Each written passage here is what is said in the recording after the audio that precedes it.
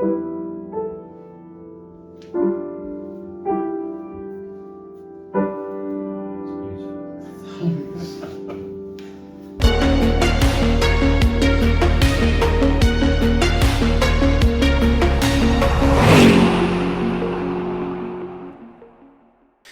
everybody. Okay, so episode 6. Episode 6 of the podcast. Episode 6 of the podcast. Thank you to all 15 viewers over the last 5 episodes, and welcome to episode 6. We normally say this at the end of the episode, but we'll say it at the start this time. Genuinely, if you like or comment or subscribe, it does help us out quite a bit. 100%. So I think we got a new comment the other day. Did we? Yeah, I think you replied to it. Oh, who was that from? Don't know. Wasn't on a podcast. I think it was on another video. But thank you. Yes. Yeah. Please like, subscribe. Really helps. Anyway, episode 6. Welcome, everybody, to Ben and John Do Cars, Talk Cars. Yes, that's it. First of all, again, if you're ever near Bristol, go and like the Street Taverna on Instagram. And if you say, let's do it, when you order your souvlaki, you get a free halloumi and chip upgrade. So nice. At the Street Taverna on Instagram. Go look at them at Bristol. If you're ever in Bristol, go get some souvlaki. It's delicious. Get yourself over there. Nice. Done. Right. Agenda. So we freestyled last time. We did. So we thought we'd go back to, we'd alternate a little bit. So we'll go back to having more of a pre-planned-ish conversation. Sounds good. What was it going to be again? So I think we were going to talk about breakdown stories. Oh, yes. Yes, our best breakdown stories. Or worst breakdown stories. Well, yeah, depending on best and worst. Yeah. So breakdown stories. Worst breakdowns. I've got a few of these. Yeah, I've only got one, and mine's quite long-winded, and it's... so let's go with you first, because... I'll come in afterwards because I think you've got quite a few and yours are probably more interesting than mine. I'll go for the first one, the first bad one that I remember. Like, because we've all had a few sort of, flat tires, running out of petrol or whatever. It might be. Yeah. My first, what I would consider proper breakdown was I was 17 years old and my cousin, I remember my cousin had just been born. So I was in my green Rover, the 220 SDI. And my cousin had just been born, so me, my mum, and my 2 sisters were going to go and visit my uncle and aunt in the hospital to visit my to meet my new nephew. Mm-hmm. And that was in, I don't know, they live sort of in near London, so it was down the M4. And so I was 17, so I was driving everywhere. Any opportunity to drive. So even though there was only 4 of us going, we could have all fitted in one car. I was like, no, I'm going to drive myself. Yeah. So turned out to be a bit of a mistake, but we'll go back to that soon. So we were going down the M4, we were just driving in convoy, and I had a Fly sub and amplifier. I remember. The grey one. One with a little fly on the exactly. speaker. I had one of those in the boot of my Rover. And the rest of my boot was just full of crap. Like typical 17-year-old college student. McDonald's wrappers. Clothes, shoes, change of clothes, shoes, like college bag, a wrench, just loads of random shite. The boot was stuffed full of crap, and it developed this problem where the amp would like overheat slightly because it was only a small little amp on the back of that because it was an all-inclusive sub and amp system. Yeah, I remember. And it would overheat slightly, and it was really annoying me because the music would just keep cutting in and out, and I was really annoyed. So I rang my sister or whatever, and I was just like, I need to pull in at the next services because there's some issue with my car, but just slow down a bit, and I'll just catch you up again. Because again, I thought, nice little excuse to go fast. So my sister was like, yeah, okay, fine. So I pulled into, I don't know, Membry or something. Yeah. Pulled into the services and just got a load of crap out the back of my car, out the boot of the car, and just stuffed it in the back, and made sure there was a nice air pocket around the amp and stuff. Got back on the motorway, and I rang them, and I was like, right, I'm back on the motorway now, where are you? And they were like a few miles ahead of me. So I was like, right, I'm going to catch up. I'm going to put the hammer down and catch up with them. And so I was on the outside end of the motorway, and I was wringing this thing's neck. Really? Yeah, I'm pretty... Poor Rover. It was at VMAX. which is, for a 220 ST. I mean, this was 15 years ago, whatever. So I feel like I'm not going to get in trouble admitting this, but it was very far. I was doing probably 120. Yeah. And on the outside lane of the motorway. And then all of a sudden, everything died. No way. Everything.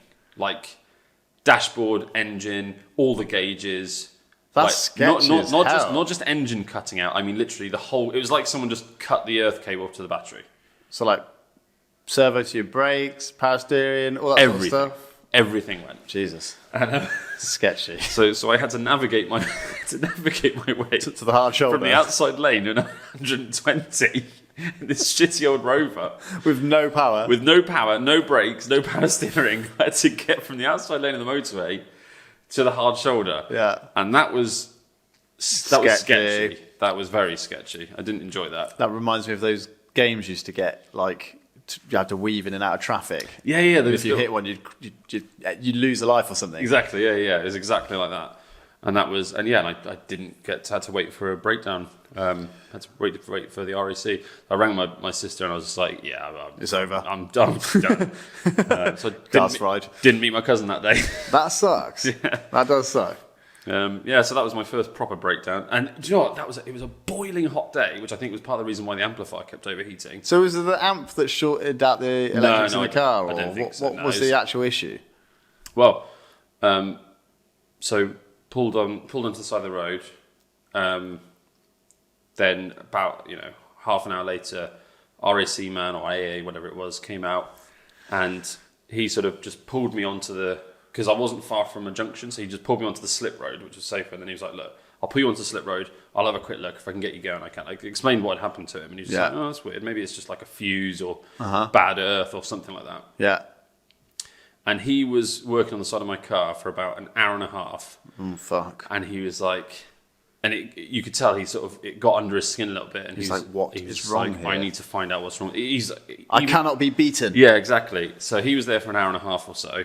Yeah. He then finished his shift. So they sent another recovery guy out to... What, so he left and another guy came? Or did they both start working on it? They both worked on it for about 20 minutes. Right. Then the first guy left because they knew that he was coming to the end of his shift. He was defeated. And they couldn't figure out what was wrong with it. I think in the end, about 3 months prior to that, I jet washed the engine bay. And I took no care whatsoever because I was like, oh, it's a diesel. You don't need to worry about electronics with a diesel. Yeah, I don't know what. I remember you doing that. Yeah. I do remember you doing that at the time. I was like, that guy's fucking lunatic. Yeah, it was bad. I ended up having to replace the injection pump, I think. The ECU had got some water in it and it messed its brain up. The injector pump was fucked, so I had a new fuel pump and that kind of stuff. I spent a lot of money on that car. It's a shame because... For a 17-year-old. Yeah, I mean, you ended up having quite a nice car. I remember I was always envious of your Rover. That was a good-looking car. Because it was a nice colour.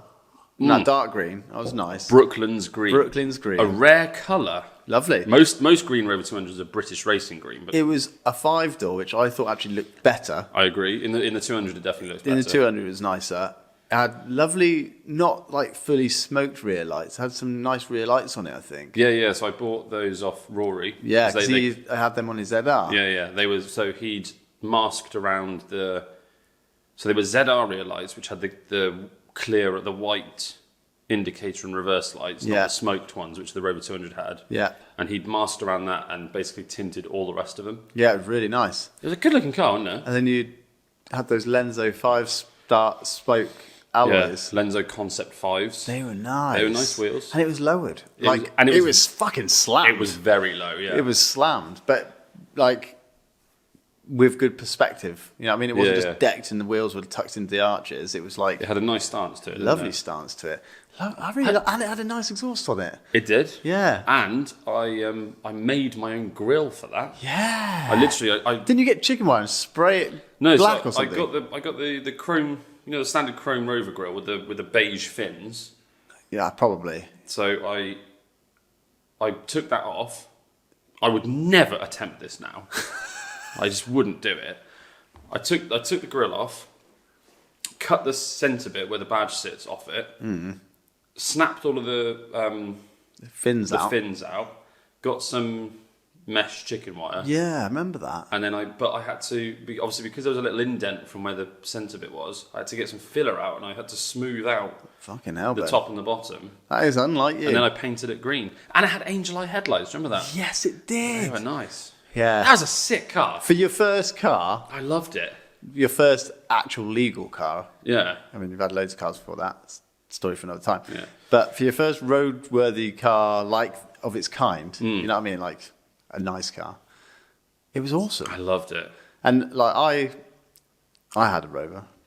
That's another breakdown story. I could quickly touch on that. Let's go to your Rover breakdown story. It's the theme here. Yeah. So I had a Rover, as you know, 216 SI. So it was the 1.6. We could put loads of pictures up on the story. In fact, maybe we'll do a story about this because I've got a lot of photos of our two Rovers. Have together. you? Yeah. Have you? I'd like to see that. Yeah. I've only got a few. So my Rover, I got bog standard, 5-door, Yeah. 216 SI, and What was the? Oh God. silver. No, I know, but I'm trying to remember what the actual colour was called. Oh, I can't remember. Platinum silver, starlight silver. I'm not sure. I keep wanting to say moon dust silver. That's a Ford colour. Yeah. Turn that around so I can just see. Nice. Sorry. Yeah. Yeah. So bought that for 500 quid off some woman in Cricklade, I think. Yeah. Somewhere. Which is a bargain because it was in pretty good nick. Yeah, had like I had 80,000 ZR miles. seats in my Rover as well. Oh, you did. Sorry, carry on. Yeah, your Rover is badass. It was like the pinnacle of Rover 200s, basically, at the time of what we wanted, anyway. But mine was nothing like that. Mine was bog standard, never been touched, looked like a granny wagon, basically, like a shopping trip car. But I put some different alloys on it. I went through a few stages of different alloys. I got some ZR straights for it eventually, which I settled on. What did you have before that? I had some black alloys with a deep dish chrome rim on the edge. Oh God! And I didn't like that. I bought them like, oh, look badass. Put them on the car. I was like, it looks shit. I remember. Yeah, they were alright. Actually. They were nice alloys, but for like a Jap car. Yeah, yeah. No, I mean they weren't the vibe of the Rover at all. You lowered that as well. Yeah, and then I lowered it on some shocks and springs.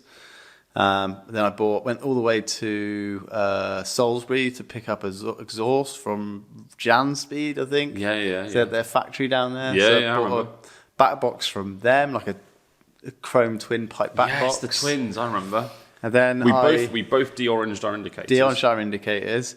And then I put a ZR rear bumper on it with the little splitter, with the little fins at the side. That was a mistake because the rest of the car had nothing on it. That wasn't a good look. No, it was like made it look really saggy. It made it look like it had a rear ender at some point. Yeah, it was so bad. It was like. To be fair, I loved the look of the rear end on its own, but when you looked at the rest of the car, it didn't look great, did it? And also because your exhaust was a 200 exhaust, it didn't stick out the ZR bumper enough. Yeah, it was like recessed in. That really annoyed me as well. We both colour-coded all the black plastic. You did, but then I took that to a jet wash and I sprayed the black trims on the side to clean them and all the silver paint came off. Did it really? Yeah. So that was fucked. But I did have, the coolest thing I had in that car was a stereo that came out of the dashboard and there was like a 7-inch screen. Flip-up screen, yeah. And then we watched, we just go and hang out in laybys and stuff and watch Mighty Boosh. Yeah. That was awesome. I remember they were good times. Yeah, Go into the woods and get up to stuff that we shouldn't do. Anyway, we're digressing. We're talking about things like... breakdowns. Stick to breakdowns. So that car... sounded amazing with your induction kit, by the way. Yeah. Yeah, that was fucking great. Slow, but sounded awesome. It was all right. It was actually quite quick. It had 110 horsepower. So back in the day, I think I had the quickest car out of everybody. Yeah. I remember I've driven a couple of 1.6K series before. They always feel really strong. Yeah, they're really cammy. It was a quick engine. It was way faster than the 1.4. Oh, yeah. Way faster. Way faster. Way popper. Anyway, it broke down. And I'd done all this stuff to it. I was really happy with it. I loved the car. It was great. One day, I was driving back from work over at Kemble Airfield at the time. And there was just this almighty, just like, poof. And I was like, what the fuck is going on? And lost all power, fully unresponsive, no nothing. And basically, I snapped the camber up. Ruined the engine. Yeah, that's game over. That went to the scrapyard because I couldn't afford to have it stripped apart to figure out how much damage it'd done. That would have been new engine. It's just a waste of money. Cost me 500 quid. So I sold that, and then I got my first ever Golf. The funny thing about do you remember that one time that you had one of your little lung episodes? Yeah. And I had to drive you to hospital. Did you drive me in my car? In your Rover. Oh. And so we jumped in your Rover, and you were there just like... I'm dying! like with a, partially collapsed lung. And so rather than calling an ambulance, we were just like, I can Take the Rover! Let's get the Rover. Like an idiot. And the thing is, do you remember at Braden Crossroads? No. That car had a slipping clutch. And when we were at Braden Crossroads, and I went to pull away aggressively. And it just went... I was like, oh, dude, I think there's something wrong with your car. Yeah, Shit, sorry. it's like, go easy on the clutch, man. It's been like that for a while. Go easy on the clutch, man. Please, look after the car. But yeah, so that was my first ever breakdown story. Side note as well, isn't it crazy how cheap cars were back then? Because oh my God. You paid 500 quid for that. My green one, which was mint, it was on a T plate, so 99, so it was only 8 years old. I know, that's mental to think that, isn't it? That's like buying a 2015 plate now. Yeah, I know. And I paid 1,100 quid for it. That is just awesome. Like, can you imagine buying a 2015 plate car now for 1,100 quid? Yeah, I remember buying a... no, I can't imagine even like a cheap shit, even like a Citroen C1 or something. No, not going to happen. Or a Volvo XC70. Well, yeah, that's 04 plate. Yeah, I mean, that's mental. I bought my first GTI Golf Mark IV for 1,500 quid, and I think it was probably 8 years old, 7 years old maybe. That's mental, isn't it? And yeah, it was a 2009, and I was 18, so 11. I don't know what the maths is on that. What year was the car? 9 years old.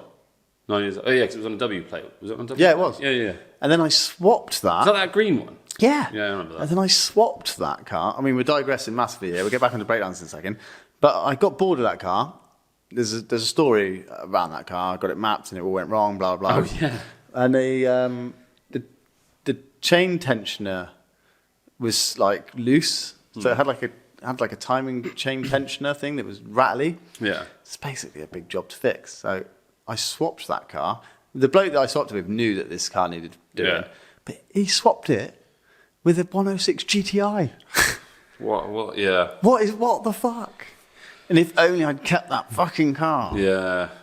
That is and a I real shame. absolutely adored that car. It was the best fun flipping thing I've ever had. It was wicked, wasn't it? I always think about that.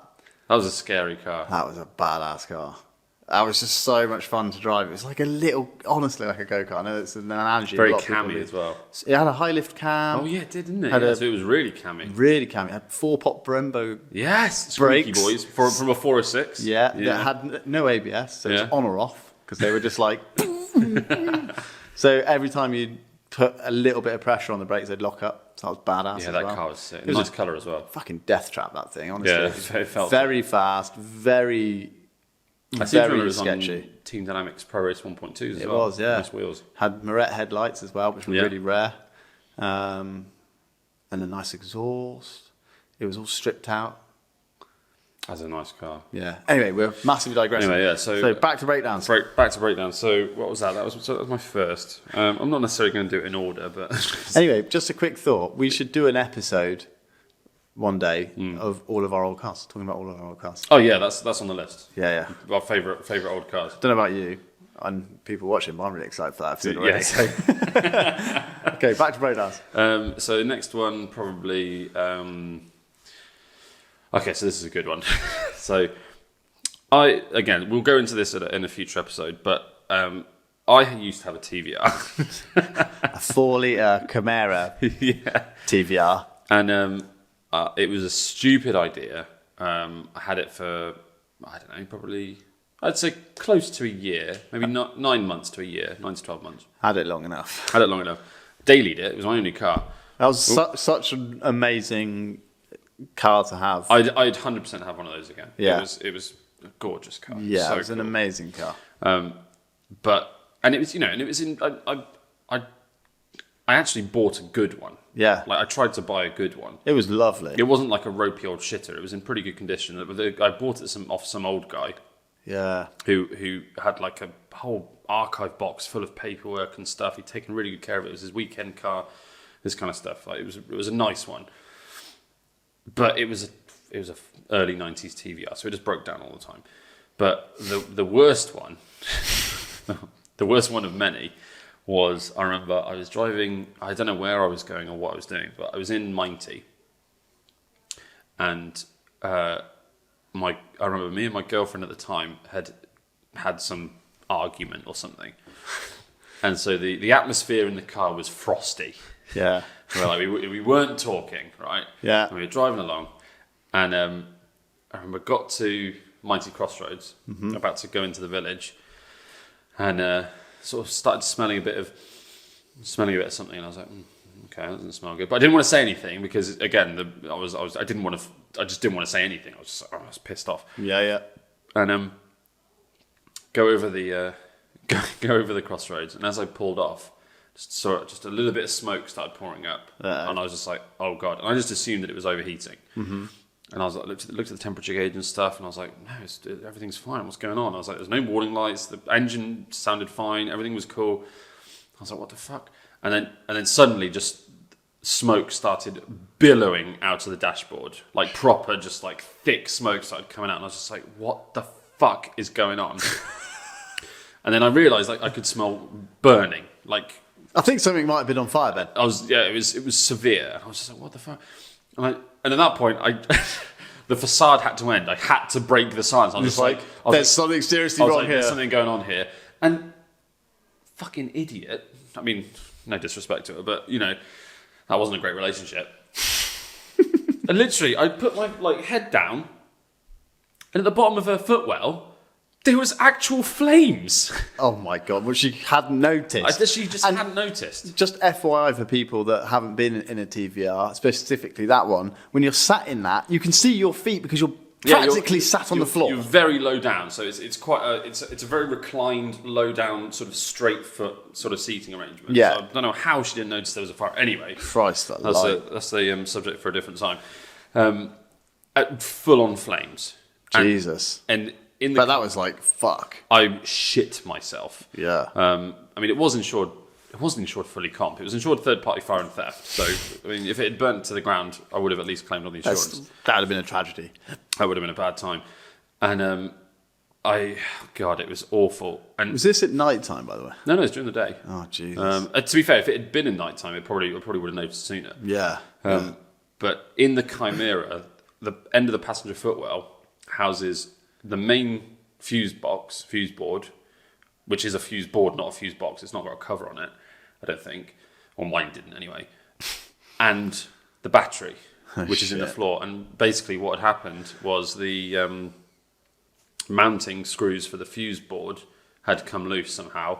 The fuse board had fallen down onto the battery terminals. And just shorted everything. Sparked off. And then obviously there's a lot of leather and a carpet, and obviously the whole car's fiberglass, so the whole thing just went up. Fuck. And but luckily, the TVR Chimera comes with a fire extinguisher in the boot.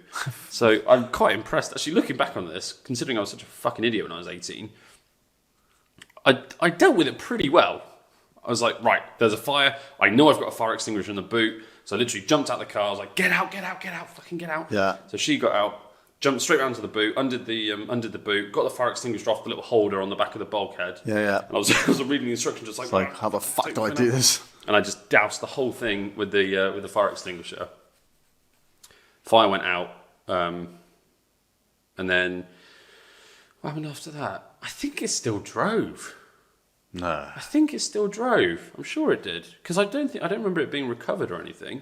I don't remember it ever being like off the road for a long period of time. Oh, it was. I can't remember. Well, I'd say a long period of time. It was off the road it had constant electrical niggles. I remember it had problems, but it was always like fairly rectifiable. Never anything drastically bad went wrong with it, did it? I can't even remember, but it had a lot. It was just a lot of little niggly things. So a lot of gremlins. In that instance, I rang up. By that point, I'd already developed a relationship with Neil Garner. Yeah. TVR specialist. Yeah, again, luckily, this wasn't pre-planned, but the first time I had an issue with it, I went on the Piston Heads forum and I was just like, oh, where can I take this? And it turned out that one of the UK's best TVR specialists was Up the road. 5 miles up the road from us. So, I developed a bit of a relationship with Neil. He took pity on me, I think. And so, I think he replaced the fuse box and a few of the a bit of the wiring and stuff for it. To be fair, the worst damage from that fire was actually just the shit from the fire extinguisher. Oh, right. Yeah, like stained the carpet and stuff, which took a little bit off the asking price when I sold it. It's a nice interior that car had. It's like really nice, creamy. Had a really nice steering wheel. Yeah, wooden. Yeah, it was really nice. I don't think it was an RDV. I can't remember. It was a nice steering wheel. Yeah, that was a lovely car. That the centre tunnel on that where the transmission. The whole thing was just rad. I loved it. Awesome. Sounded smelled amazing. Yeah. Sounded amazing. Pretty quick. It was pretty quick. Yeah, I mean, I don't know. It was very, very good at going around sideways. Yeah. I'm amazed sideways. that I didn't crash that thing. I'm amazed you didn't crash either. The one memory that sticks in my brain. I hope you don't mind me saying this. Again, we're talking. This is 15 years ago, so I don't think I'm going to get into trouble for any of this. No, and I think I still had my Rover. Did I still have my Rover at this point? I think you may have. Yeah, I did, because we went to Thorpe Park, right? And I was like, I'm going to take my Rover. And you're like, I'm going to take my TVR. And I was like, that's cool. And we had another mate with us. And I can't remember what. I think we had a convoy of like maybe 3 or 4 cars, yeah. And you were like, in your element, you were like, this is awesome. Top down. Yeah, down the M4. Down the M4, going to Thorpe Park, in my TVR. It was a nice day as well. It was lovely. And I'm going to fucking rip it up. And I just remember being in the fast lane following you. And I'm trying to like push you along a little bit. Yeah. You're like just chilling out. I'm just like, that TVR had lovely gear ratios as well. Oh. It had long legs. You could really settle into a cruise above 100. Yeah. And I think I was topping out in my Rover at like 110 because I don't think it went any faster than that. And you were just like, right, fuck you, see you later. And you just fucked off. But because there was cars in front of you, you were weaving in and out of traffic, but you were on the hard shoulder at one point, dude. Yeah, no, but you were racing. Yes. You got into a race with something. It was a Mustang. A Mustang, that's right. I wasn't just doing it for no reason. I think that's why I remember. I was trying to keep up with you in this Mustang, and I was topping out at 110 and being like, okay, I've lost. I can't go any faster. This is obviously very irresponsible and stupid. And like, we're not condoning this. It was a long time ago. And when we look back on stuff like this, we talk about this quite often when we're not on camera and stuff, and we think we were lucky. Lucky, like hell. Nothing bad happened when we were younger. Jesus, like it makes it almost like I just don't like talking about it. Yeah, sometimes it's stressful. Yeah, of course. Yeah. Anyway. You were racing this Mustang, and I just got this memory of you darting through traffic, trying to keep up with it. Me and the Mustang were both doing that. Yeah, it was, and it wasn't like an aggressive race. It was like it wasn't like a Need for Speed kind of. In my head, it was pretty radical. You were on the hard shoulder, undertaking traffic. It was quite light-hearted. Like me, the Mustang driver. We. I mean, you weren't trying to max out your cars. No, but you were going pretty fucking quick, and also doing some pretty sketchy stuff. Yeah, the worst bit was the hard shoulder. Yeah, that was awful. There were 2 trucks overtaking each other. So the inside and the middle lane were taken up by lorries. You were like, me and the Mustang, we just split. He went round one way. He went round one way. We went on the other way. Then we came back in the middle. Yeah, that was dodgy. That's what sticks in my mind from that car. That was good because then that was good. we then both. He was coming off the same junction that we were due to come off anyway. And so we came off, which would have been the M25, I guess. Yeah. We came off that junction, and I pulled over into the hard shoulder and stopped to wait for you guys to catch up. Yeah. And as we sort of pulled off, we both kind of calmed down and slowed down to like 40, 50 mile an hour. Like windows came down. It was like, how's it going? Hey, yeah, we nearly just died. Yeah, cool. Yeah, that was a good car. Yeah. But yeah, I just wanted to chuck that anecdote in there because that's what I remember. I don't do anything like that anymore. I definitely don't do anything like that anymore. That was a different time. Like we said earlier. And again, even like we're not that old, but even back then the roads were nowhere near as busy as they are now. No. Like you couldn't, even if you were mental, you couldn't, I don't think you could do that now. No. I've never seen anybody else do that. In my time on surf. I've seen it done on TV or on YouTube, but I've never seen it in real life. And it was probably the scariest thing I've ever seen. So of all the breakdowns of the TVR, the fire was the worst. Yeah. Okay. Right. I have got some more breakdown stories. I had a camper van. Yes. Which you know. So I bought a LDV Convoy. Yeah, that was it. Yeah. 2.5 litre turbo diesel, or just diesel. It wasn't a turbo. I can't remember. It was a 2.5 litre Peugeot engine. I was going to say, was it the Peugeot or the Ford engine? It was the Peugeot engine. I can't remember the specs on it, to be honest. I never think of it as like for its engine. It doesn't matter. Doesn't matter. But I loved it. I loved every minute I owned that thing, but it caused me a hell of a lot of problems. So when I bought it because I wanted to go travelling. Went travelling in Europe in it, but when I bought it was just like an empty shell inside. Apart from it had a cooker and a fridge and a sink. Perfect. So it was like basically ready-made camper, just needed a bed and some shelving and some fucking carpet and, you know, some power. Yeah. As in like electric, like for the hookup and stuff. So we cracked on and did that over like a month or two. And then we were like, fuck it, let's go to Europe. And off we went for like 6 weeks. Again, just going back, like the same with my Rover grill. Like, would you do that now? Like, No. I hate DIY. I hate doing that kind of stuff now. I mean, the thought of doing that now just it doesn't stress me out, but it just makes me think like I could spend my money elsewhere. You know what I mean? Because that would cost a hell of a lot of money. And if you were to buy a camper van now that was bare like that, it would cost you like 4 or 5 grand for an old shitty camper. And then you've got to spend all that money to do it up. How much did you buy it for? £1,100. Amazing. And it was an old Royal Mail van. Was it? Yeah, in its prime. Was it red? No. It was white? It was white, but it was one of their pallet loading vans. Oh, right. Okay, cool. I bought it off I think I bought it off a gypsy. Like a traveller. Yeah. Like Dax. Because I went to a traveller site and he had it there. It was like caravans everywhere and stuff. Jesus Christ, and you bought it? Yeah, it was bargain. The bloke seemed all right to me. I think he was a farmer. Oh, okay. Lived on a traveller site. Who knows? But anyway, bought it. And let's just say it wasn't the most reliable of units. So when we drove it to France, started our road trip in France. Yeah. Went across the channel from Calais to Dover. And that was all fine. Got onto the dual carriageway heading south into France towards Paris. Mm-hmm. And I was, baguette. Oui, baguette. Oui, monsieur, baguette. And anyway, so pulled over to get some supplies at services. And as I was braking into the services, I heard this like bang coming from the engine. I was like, what the fuck is that? And I lost power. Oh, no. Right? So I was just like, this isn't good, man. Like, we just started our road trip and now the fucking thing doesn't work. I knew this van was going to cause me some problems. I had my trusty Halfords toolkit in the back. Nice. Because my dad was like, make sure you take your toolkit because I don't trust that van. And I was like, but I'm not a mechanic, so what am I going to do with these tools? It's pointless. Yeah, literally.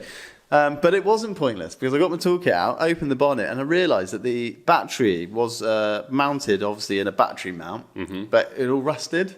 Right, yeah. Right, so the terminals on the battery were connected, obviously, at the top with some wires, but the battery wasn't actually mounted securely. So when I braked really heavily, the battery just shot forward.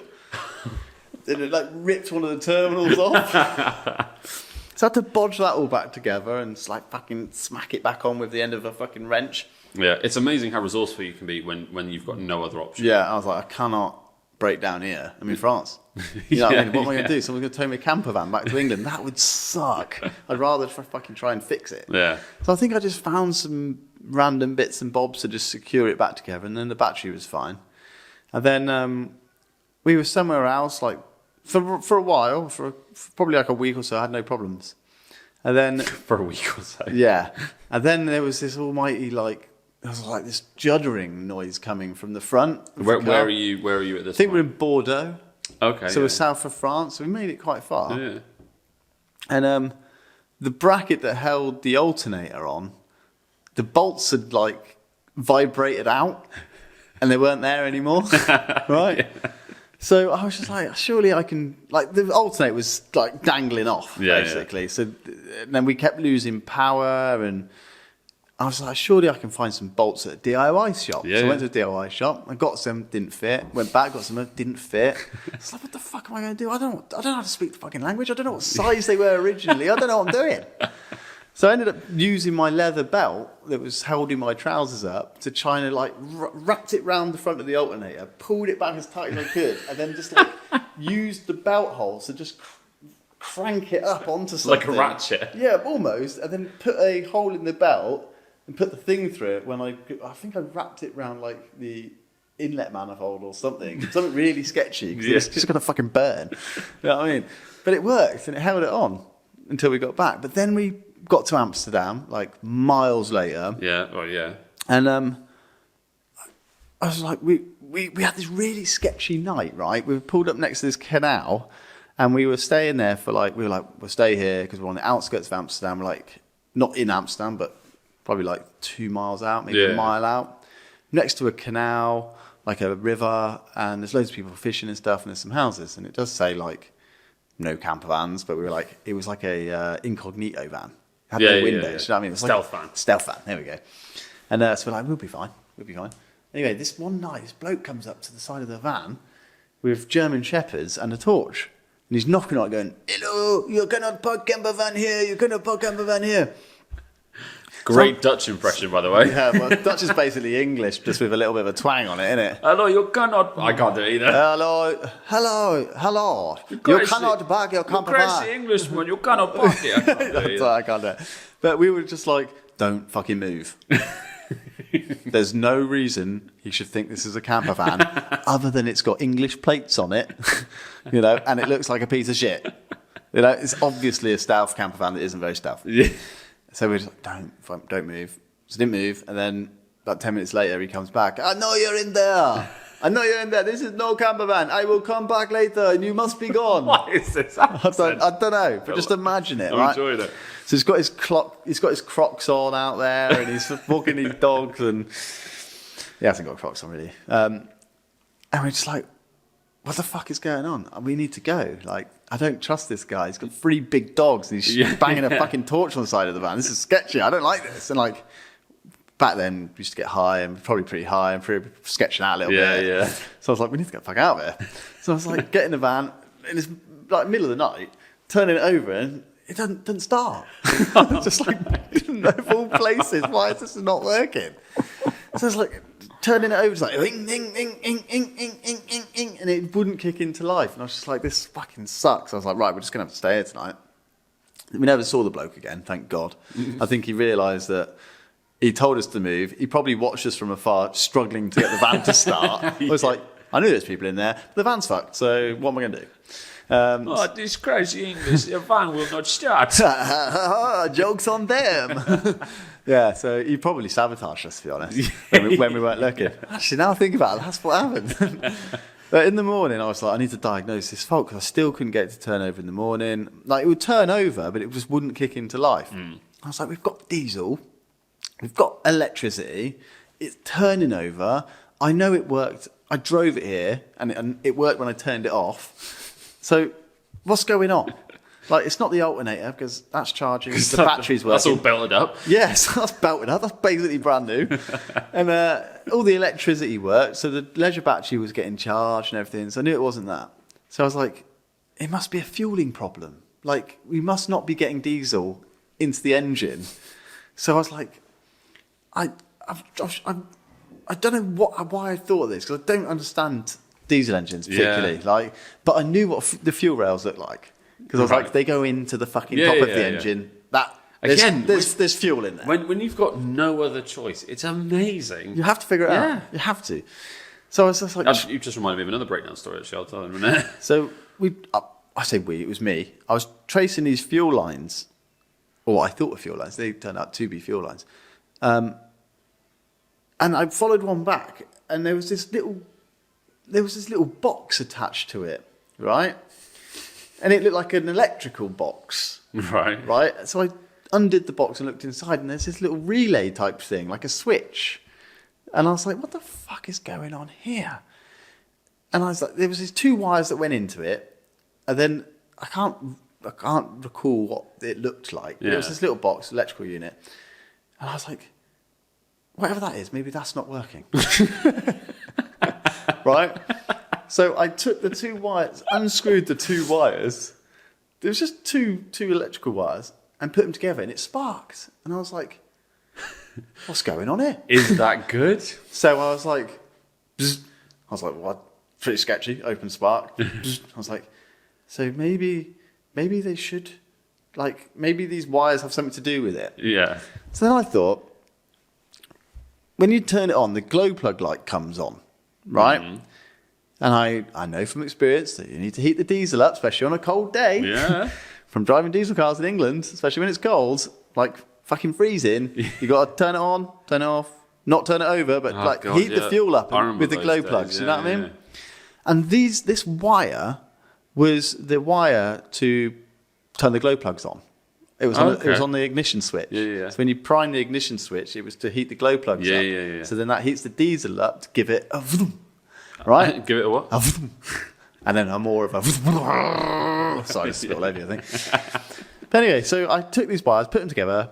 I'm rambling on a bit now. Put them together, and I got the person I was with. I said, "Turn the engine over," and it started. Amazing. And it started, and I was like, "It's the fucking wires." Was that how euphoric was that moment? Oh, it's just like, it was almost like we'd just been released from jail. Yeah. You know what I mean? It was just like, freedom, we can go wherever we want, away from this crazy man with 3 stations.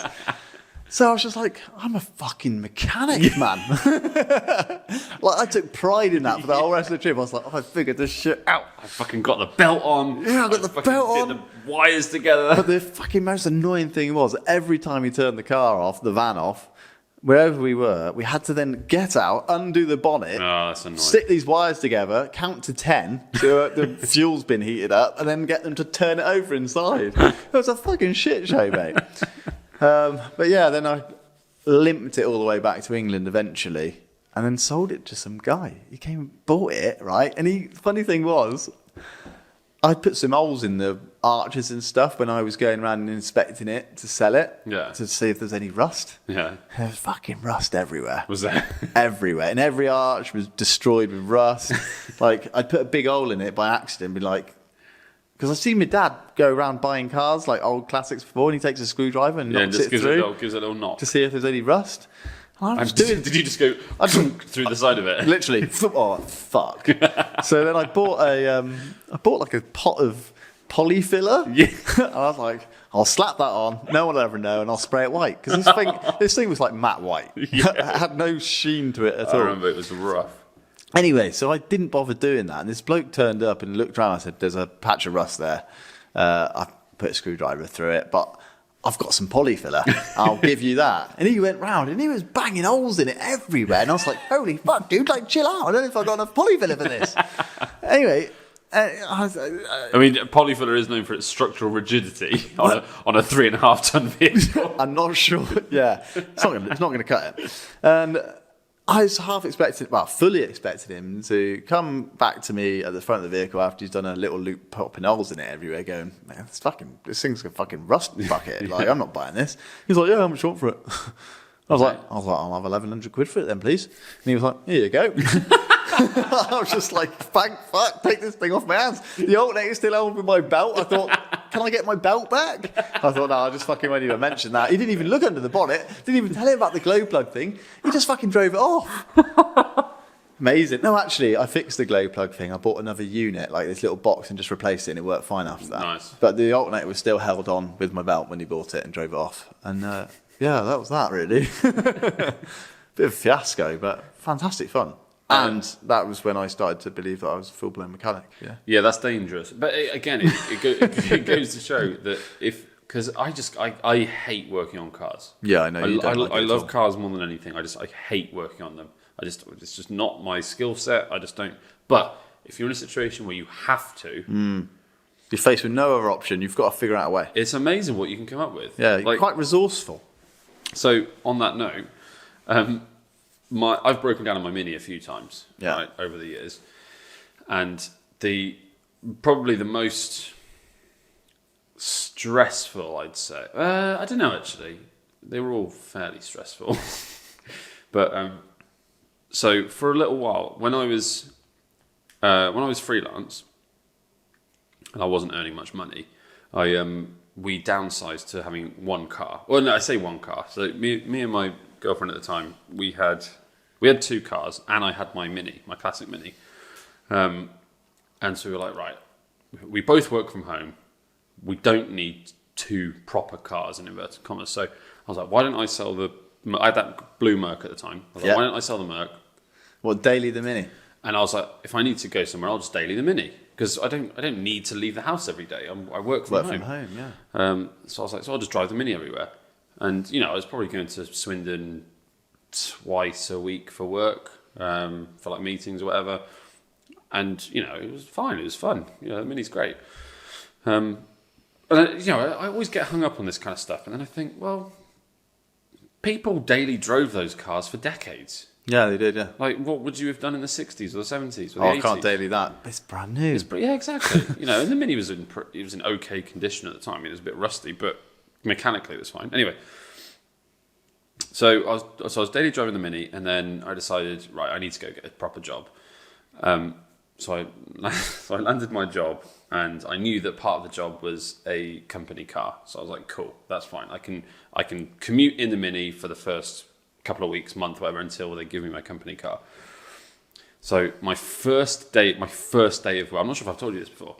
My first day of work, I get up extra early, take the dog for a walk. I'm like, I'm going to get a good night's sleep, get up early, send to myself so I can have a real good, positive, productive first day at work. So I was like, yeah, cool. So yeah, took the dog for a walk, had a nice breakfast, you know, got my shirt and tie on, which I'd never worn a tie before, other than like for weddings and funerals and stuff. So I was like, yeah, all good. Had my little lunch and all this kind of stuff ready to go.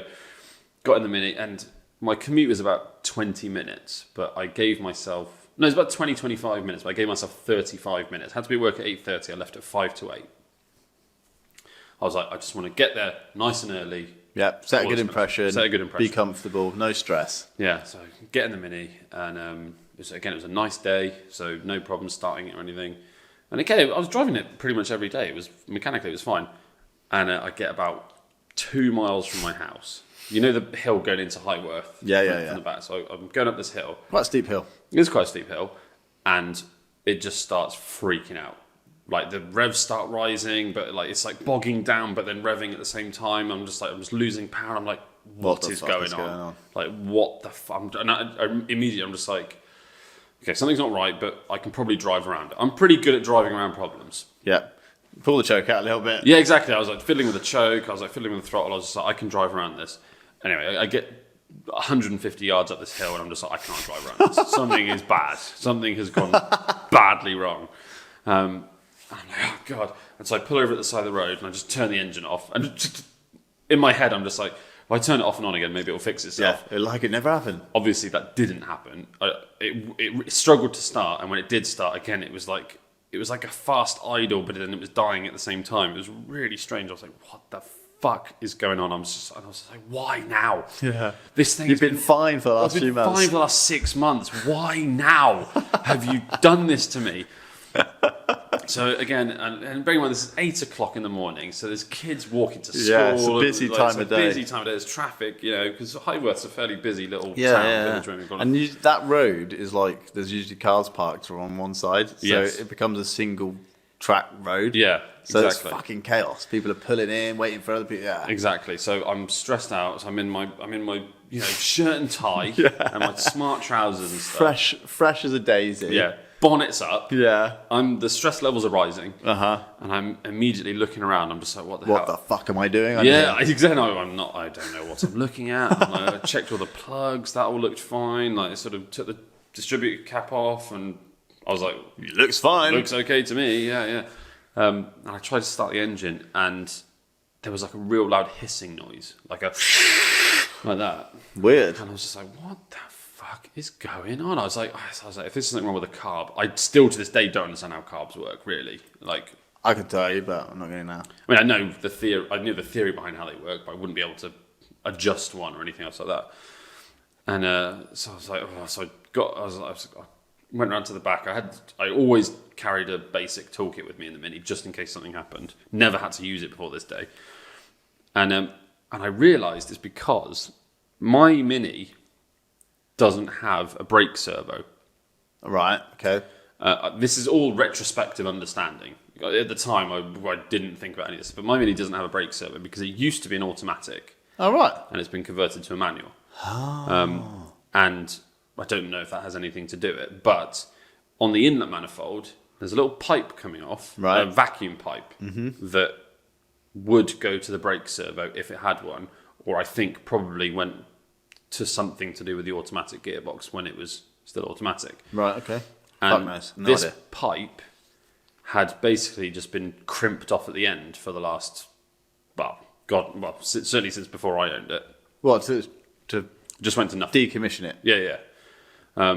And where it had been crimped, it had just snapped. So there was just this gaping hole in the inlet manifold, which was just had a real bad vacuum leak. Yeah. So I was like, what the fuck? So I was like, I worked out that this was sucking in air, and I need to plug this, and it probably shouldn't be sucking in air. Yeah, that's right. Because I started at the end, it wouldn't start, but if I held my thumb over this and basically burnt my thumb off, then it would start and it would idle. So so in the end, luckily, I managed to root around the bottom of my crappy little tool bag, and I found this little like wood screw basically. I stuffed it in the end, and I just got insulating tape and just taped it around the end of this. And I bet if it works. And it got me to work. There you go. And do you know what? I didn't do anything with that pipe. I'm pretty sure it's still in there now. No way. I think so, yeah. But if it works, it works. It works. And sometimes with things like that, you just got to bodge it. And if it stays working when it's bodged, then you're golden, mate. If it's not like what's the phrase? If it works, if it's stupid but it works, it ain't stupid, or something like that. Yeah, something like that. If it ain't broke, don't fix it. Yeah, it was broke. Yeah, so you fixed it. But you fixed it. I fixed it, kind of. Yeah. I mean, like you say, you become resourceful, don't you? It's under high stress, you think, what can I do to fix it? Again, there's no options. No options. Yeah, you've got to fix it. This is my first day of a new job. Yeah, I cannot fuck this up. Somehow this car is getting me to this job. Yeah. And to be fair, I did still get to work on time. Only just, but I did get there before 8:30. There you go. So that was a stressful breakdown in the Mini. What else have I done in the Mini? That caught fire once as well. You and fires, Jesus. I was driving back from Cirencester late at night once. This was when I was probably 20-ish, 21, maybe a bit older actually. I can't remember anyway. It certainly wasn't my daily driver at this point. And it was late at night, and the wiring behind the dashboard has always been a complete fucking mess. And I had this little toggle switch with exposed terminals on the back, which I used to control an amplifier in the boot, because it's got no stereo. Yeah. So in the end, I put an amplifier in the boot with some 6x9s in the parcel shelf, and the remote cable that you're supposed to wire into a head unit. You put a switch on the dash. I found some random 12-volt feed behind the dash. I don't think I even put a terminal on there properly. I just sort of taped it to the back of a switch, and then that was the remote cable for the amp. So I'd turn that on, the amplifier would work, and then I could, plug an aux cable into my phone or whatever. Ghetto spec, but it worked. And and I remember I was going back from Cirencester, and again I could sort of smell a little bit of burning. I was like, what the fuck is going on? And then I've got that little door on the dashboard in the Mini. I opened the door, and it was glowing in there. And I was like, what? And again, it was nighttime, so I could see it really clear. I was like, what the fuck? And basically, this crappy old random 12-volt cable that I'd found, that I'd used this as the remote feed for the amplifier. It was such a bad cable, and obviously wasn't rated enough for what it needed to be, that it just melted. No, the whole length of cable, like a foot of cable, glowing bright red, was like the filament in a bulb. It was just glowing bright red. It melted all of the sheath off. Fuck. And it was smoking. And that is sketchy as fuck. That is really sketchy. So in the end, I literally I turned the engine off, and I just grabbed the toggle switch, just ripped it off, burnt my hand, and just ripped it out the dash. Yeah, just like, get the fuck off. Yeah, stop it. Stop it now. Stop what you're doing right now. And luckily, that was all I went to, because I didn't have a fire extinguisher in the Mini. So if that had gone up, I would have been distraught. Yeah, oh, dude. I had a wiring problem in an old Civic track car that I had. That old I remember that. Civic EM1. That was a great car as well. Like, mental, but good fun. And on Christmas Day, I thought, I'll take that over to my mum's house for Christmas Day. because I want to get up really early in the morning and razz it around. Oh, empty roads. Empty roads. Yeah, nice. That's and a it great was shout. it was a dry day. I was like, I just want to spend the first hour and a half of my day driving around empty roads with a bit of spirit. Yeah. You know, But that was fun. in the track car. It was great fun, awesome fun. And this thing had a fuel cell in the back, like this fuel tank that didn't have a sensor on it, so you never knew how much fuel you got. So you'd always fill it up, Yeah. and then drive it around for maybe 150 miles, and then fill it up again, Yeah. just to be safe. And so I did that. Went and put some high octane fuel in it. Yeah, V-Power. V-Power, of course, when the prices weren't too bad. Yeah. And took it for a razz. And I had a fucking great time all morning, razzing around. Me taking the shit out of it. Nice cold air as well. So It was great fun. Making good power. Oh, it's brilliant fun. And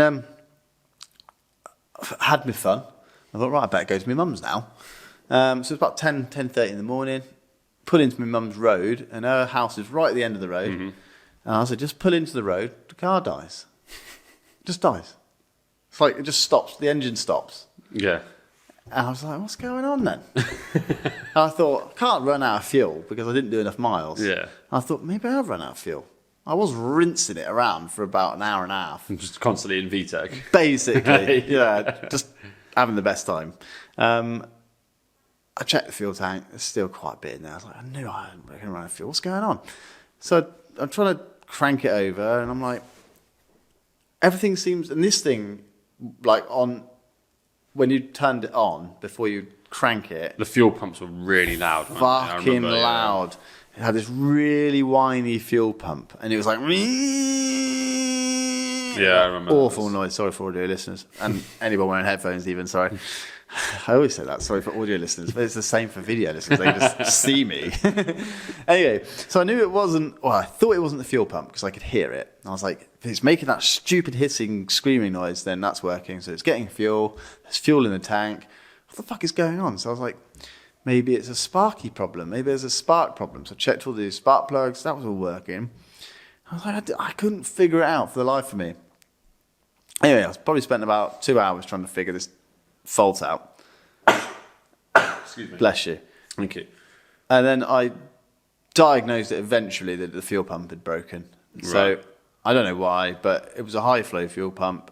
Probably something just went wrong in it. But they're usually they're meant to be like rated for much like higher rates of fuel than my Civic was ever demanding. Yeah. So I was like, this is strange. But anyway, got a new part, fixed it. But yeah, that was a pain in the ass because I'm not. Did you have to replace the whole pump? Yeah, I had to buy a new pump and replace it. And the new pump I got was slightly bigger, not by design, but because it just was. Yeah. It was like a newer version of the original Bosch pump that we had. And I had to fucking drill holes in the fucking boot, the boot floor to mount it. Yeah. And it was super sketchy because the fuel cell was right there. And I was like, the fuel lines usually in cars, specifically track cars, you run the fuel lines outside. Yeah. And then up into the engine because obviously you've got to meet fire regs and stuff. You're taking it on track. Yeah. Not in this car. Whoever built it just ran the fuel lines down the middle of the car, underneath the driver's seat, and then through the fucking firewall into the engine bay, right? So you're drilling holes next to the fuel tank and these fuel lines, and I was like, this is fucking sketchy, man. like I'm no like mechanic, but I know that if you spark fuel, specifically petrol, you're gonna have an explosion, right? So I was like, this is gonna end bad. Luckily, it didn't. And then I managed to get fuel fucking everywhere because I disconnected the old pump and it was just like there's fuel fucking everywhere. Full of fuel, yeah. I was like, this is a fucking nightmare. So I was like, I'm just going to let that evaporate for a little bit before I do anything. Anyway, we got it to work eventually, but it was just a bit of a shit show. Amazing. Just like doing amateur mechanics on cars that are your own, it turns into a bit of a shit show because you don't really know what you're doing. No, you don't know what you're doing. I know how to do brakes. Brake pads and discs, but I think anybody can do them. They're designed in a way that they're pretty easy to replace. Yeah, I can do basic servicing stuff. I can do brakes, oil filter, oil change, plugs, that kind of yeah, stuff. fuel filter, pollen filter, filters. Yeah, basically. Yeah, but when it comes to like anything fuely, I struggle with bulbs sometimes. Yeah, same here. My hands are too fucking. My hands are too sensitive. Yeah, I got scrape my knuckle. I got eczema on my hands. It's not fun. But yeah, so yeah, had a few run-ins with stuff like that. Amazing. The only other time that I broke down on my Mini, I think, was nothing to do with fuel. I've never had any. Have I ever broken down from a fuel problem? I don't think I have. No, I don't think I have. Other than running out of fuel, I've done that a few times. Yeah, I've done that a few times.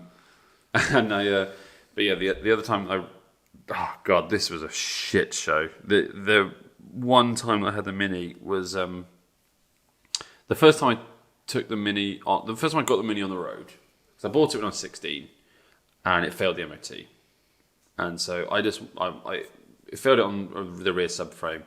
I couldn't really afford, or I couldn't be bothered to get it sorted because it was like a week before my 17th birthday, and I was just like, I need a car. Like, I need to be driving on my 17th birthday. Mm-hmm. So in the end, I bought that shitty Corsa. Oh yeah, that Caribbean blue one. The Caribbec blue. Caribbec blue, yeah. Yeah. The flare. Corsa flare. That thing had a life. Anyway, and do you know what? I only actually ever drove that for about 6 weeks.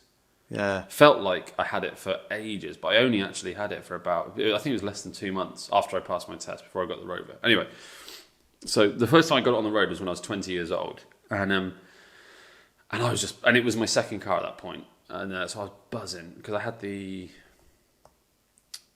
I would have had the Streetwise at that point. Yeah, I had the Streetwise. And so the Mini was my weekend car, and it was in pretty good condition then as well. It was all right, and I remember the first time. So I drove it into Wales. Drove it into France. That was the first time it was on the road. Wow! Took it to France, and that was all cool. And then the second sort of trip that I took it on was, oh god, it was awful. So I was going on holiday with my girlfriend at the time and her family to the Isle of Wight, and the Streetwise had an issue at the time. So I was like, oh, that's cool, we'll take the Mini. Like, that'd be great. It'd be cool. I'd take it to the Isle of Wight, I'd take some nice photos of it, all this kind of stuff. Like, it'd be, it's cool. Yeah. This is the Red Baron, yeah? Yeah. So we were... So we were going in convoy with Charlotte's parents, and we were going down the A34. This whole day was a fiasco. We were going down the A34, and first of all, I remember coming off the M4 onto the A34. The steering went a bit jiggly, and I was like, "What was that?"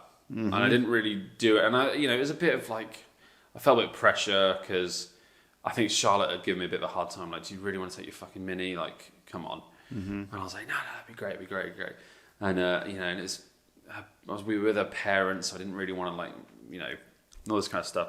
So I was just like, I remember just thinking, nope, it will be fine. So we came around the junction off the M4 onto the A34, pulled onto the A34, and the steering just got worse and worse and worse. And I was like, what is going on? And then about probably a mile down the A34, catastrophic blowout. No. Just big old, proper, rocked the whole car.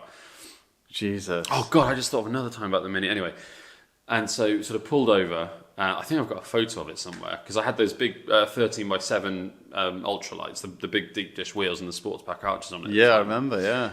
And so we were at the side of the road, and so Charlotte's parents pulled over, and I was just like, I'm really, really sorry about this. And I don't know why, because it had pretty good tyres on. So I don't know what had happened. It wasn't like it was on old, rotted tyres or anything, because I'd replaced the tyres a couple of years ago. They still had plenty of life in them. Anyway, so then I realised that I didn't have anything that I needed to change a wheel. I don't even think I had a spare wheel, to be completely honest with you. So I had to ring. I think I had to ring my parents, and I was like, "Man, you have such bad luck." I was like, "This is what's happened." So they ended up driving down to the A34 with a spare wheel, a jack, and some tools. Bloody hell! So what happened? Did we? I somehow. Oh, oh God! Yeah, God, it gets worse. So I'm at the side of the A34. I jack the car up, stick the spare wheel on, and but I remember the gear linkage for the Mini was missing the split pin for the rod that goes into the gearbox. Yeah, and a couple of times And it's me being stupid, not doing anything about it. A couple of times, the gear linkages would snap. Yeah. Sorry, not the gear linkages. I just put the first time I lost the pin, I put a bolt through and a little nut on the end. But then obviously with vibration and stuff, the nut would fall off. Yeah. And oh god! And so I remember got the wheel on. I was like, thank God, perfect. By this point, we've missed our ferry. Yeah. Oh shit. But Charlotte's parents were so nice; they didn't really make a big deal out of it. So put it down, and as I was pulling away, gear link just snapped. No. So I'm just like, oh god. So I'm like, I had to get on the phone. I'm just like, look, I'm really sorry, everybody, but my gear linkages have snapped. So then we had to go to the services. I bet we were just like, what is going on? It gets worse. That heap of shit? It gets worse. I promise you, it gets worse. It's not a heap of shit like that. No, at the time it was quite nice. Yeah. And so then we pull into the first services because we just got on the A34, so we pull into those first services like a mile or two up the A34, and so by this point, my parents and Charlotte's parents have gone off. They're having fun together in the services, just having a coffee or whatever. Wait. I'm at the back. I'm in the car park. Jack the car up again, and I'm underneath the fucking car. And by this point, Charlotte's completely fed up, understandably. Yeah. And it's just like, right, okay, here's what we're going to do. We're just going to take the Mini back home, and we'll get in her Fiesta because I was insured to drive her Fiesta. I was like, we'll go get the Fiesta, and we'll go. Goes to the other way. Yeah, like. Your parents can go get the ferry now. We had flexi tickets, whatever. Yeah. We'll just catch a later ferry. So I was like, cool. So they decided to stay with me until the car was fixed. So jack up the car in the car park, and I looked through all my tools and stuff, and I go into the thing, and there's nothing suitable. So in the end, the only things I had were two really thick cable ties. I remember. So I'm just telling me about this. So I cable tie the rod into the gear linkage thing. I just put two cable ties in. I'm just like, right, as long as I'm gentle, it should be fine. Mm-hmm. So I was like, right, okay, we're good, fine, everything's cool. So car's back down off the jack. Everyone's had their coffee and their croissant or whatever. So Charlotte's parents go off to get the ferry, and my parents are like, right, we'll follow you back to make sure everything's fine. I'm like, cool, okay. Charlotte was in. I think by this point Charlotte had gone into my parents' car because she was just like, I've had enough of this fucking thing. Yeah. So I'm like, fine. So I'm in the Mini by myself, and I'm like, cool, that's all good. So get off the jack, and I start going around the car park, and I just really tentatively slip it into second gear, and immediately feel those cable ties snap.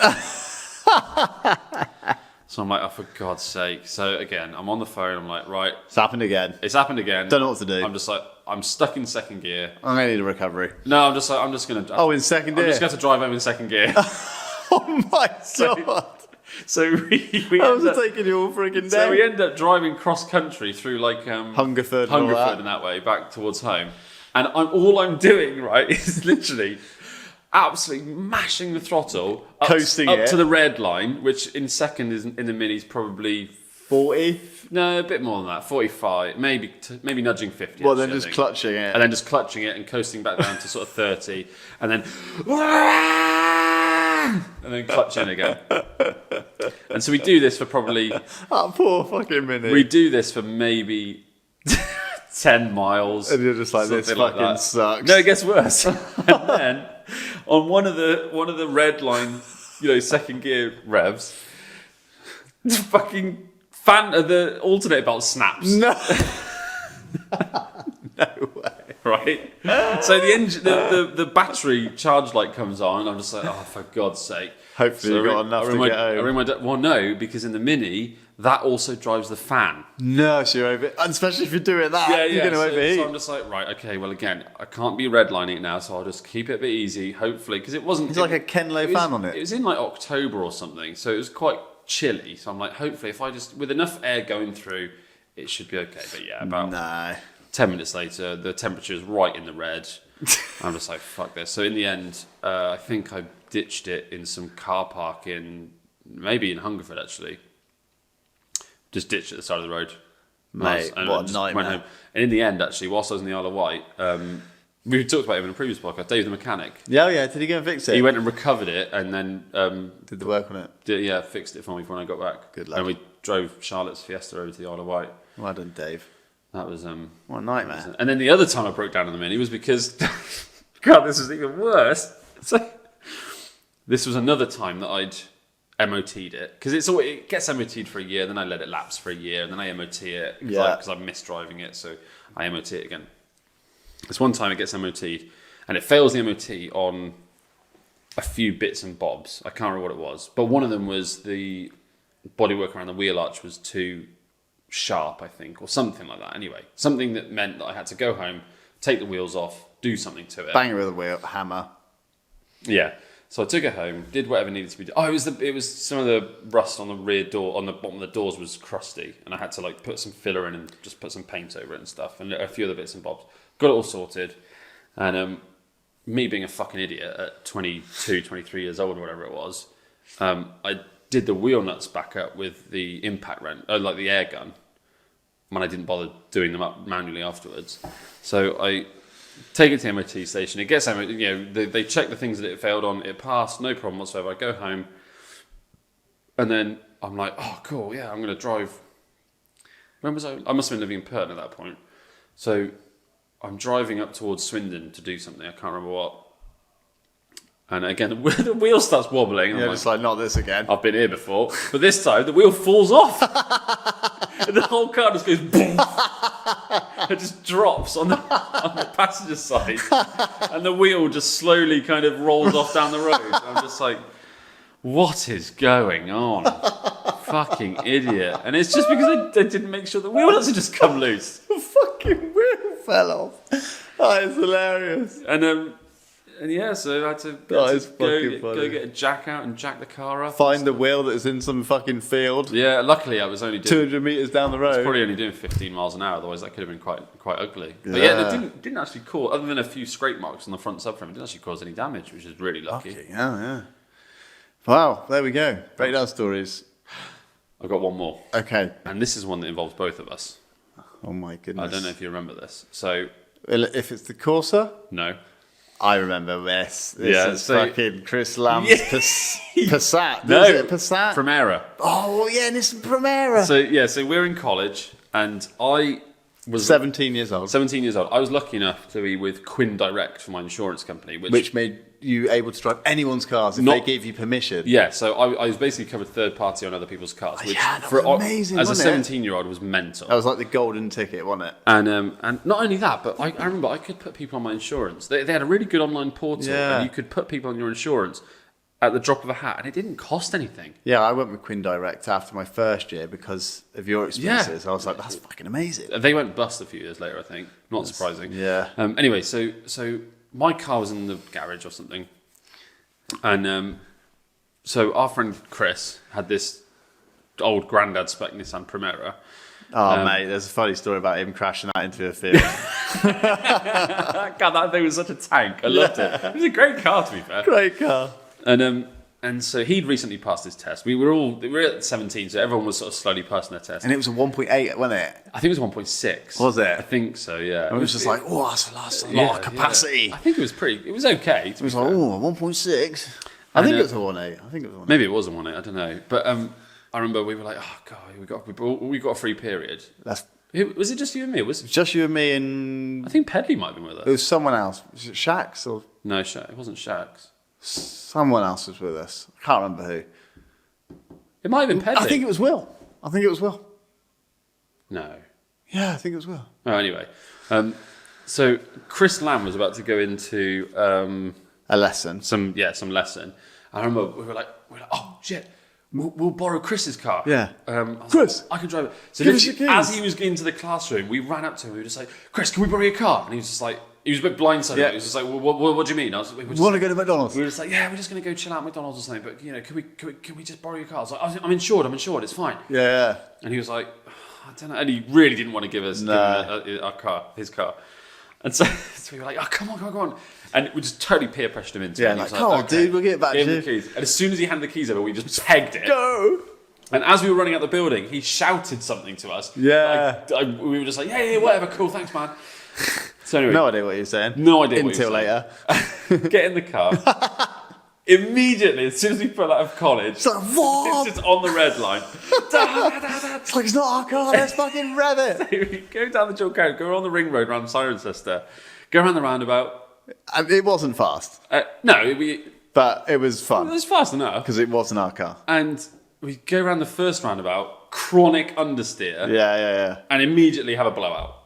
Immediately have a blowout. It's just like, fuck. Within a minute of getting into the car. Again, quite a violent one as well. Remember? Yeah. It shook the whole, it was like... It's like, what the fuck is... I thought you'd hit a curb or something. Yeah. Hey, come on. Yeah, well, that's me, I know. So we're limping down the dual carriageway. We pull into the fire station. Yeah. And we're like, we need to inspect the damage. So we get out, look round. Uh-uh. The tyre is completely off the rim. Yeah. We're just like, shit. Okay. We can sort this out. Yeah, we can sort this out. It's got a spare, so it's got a spare tyre. It's got a jack. Yeah, Did yeah. it have a jack? Yeah, I think we managed to jack it up. We I sorted remember it out. we started jacking it up, and then the two firemen came out. We're just like, you need to fucking move this. 'Cause Yeah. we were in front of the fire station, Literally right in front of the shutters where the fire engine so comes out. we to be fair, I think the firemen They helped us. They helped us push it around the back to their training area. And so we jacked the car. We just like, we need to get this sorted quick. So we jacked the car up, stick the spare wheel on. We're like, right, cool. Chris doesn't need to know. Here's what we're going to do. We're going to stick the spare wheel on, and we're going to go to Rainer's Breakers. Remember in South Cerney? Yeah. We'll nail it to South Cerney. We'll get another They're fucking bound wheel. to have a spare tyre for some Nissan. Yeah. We'll stick it in the boot. He Job done. doesn't need to know. Sorry, Chris, if you are listening to this, I do apologise, but it's all water under the bridge now, I suppose. I mean, we were literally kids. Yeah, and so we get the spare tyre on, get the fucked one in the boot, drop it down, get in, and we just crank the engine and just will not Nothing start. happens. Just, It's like, what the fuck is going on? And we're just like, because we were planning on putting some petrol in it anyway, so we were just like, shit, Yeah, we've yeah. obviously run out of petrol. Fuck. So then I think I fucking pegged it to the petrol You station. ran to the petrol station. Which was probably about half a kilometre away. Yeah, over at that roundabout. Yeah, there's no bypass. There's a dual lane carriageway.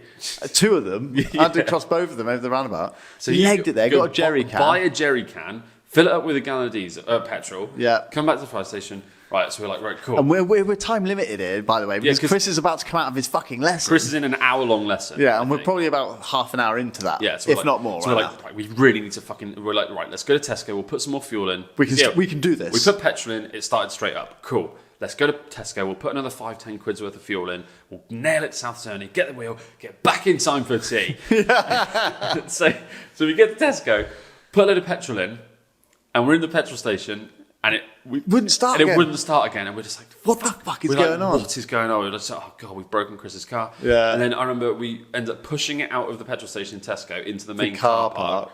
And then we're just pushing it up and down the car park, Trying to bump start it, yeah. and it will not fucking start. By this point, Chris is out of his lesson. Go, hey dudes, where are you? No, all of our phones have got missed calls from Chris on, and we're just like, shit. Don't answer the phone. Like, shit, we can't answer the phone. We're like, what are we going to do? What are we going to do? We fucked At this it. point, we've fucked his basically car. stolen his car. Yeah. Because we haven't returned it. Yeah, exactly. So after about 15 minutes, we're just like, this thing is not... I remember the two girls stopped I can't remember. and helped us, tried to help us push it. Really? Yeah, they were quite hot as well, I seem to remember.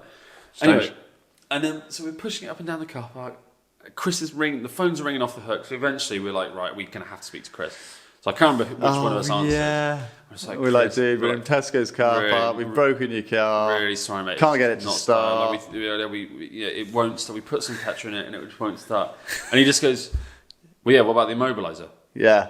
And we were like, What do you mean? And he was like, well, I fucking told you as you were running off, don't forget about the immobiliser. Yeah. And we were like, what? And he was just like, yeah, just... Hold this button He was down. like, just press the unlock button on the fob.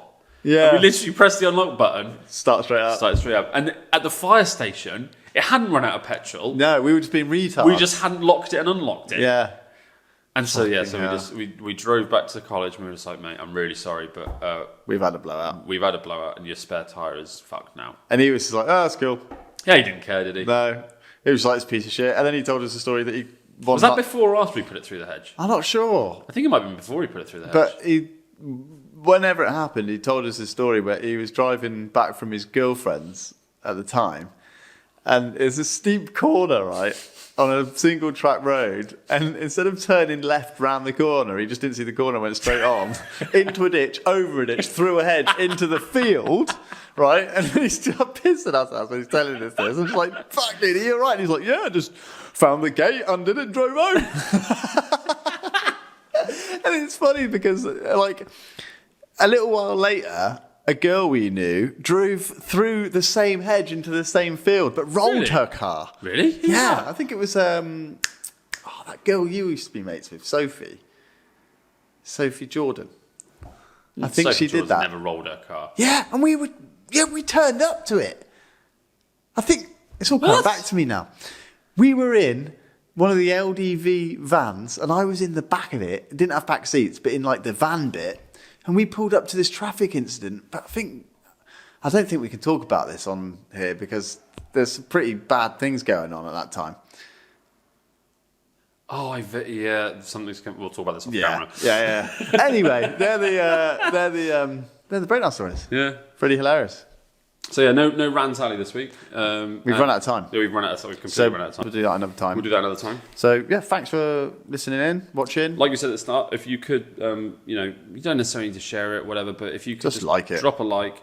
If you're watching it on YouTube, just subscribe to us on Apple Podcasts or Spotify as well. That really helps us out. Yeah. Any subscription helps, and then see you on the next one. I suppose. See you on the next one. Let's do it. Yeah, thanks very much. Let's do it. Nice. Wicked. Wicked. Mate, that's mental. I can't wait.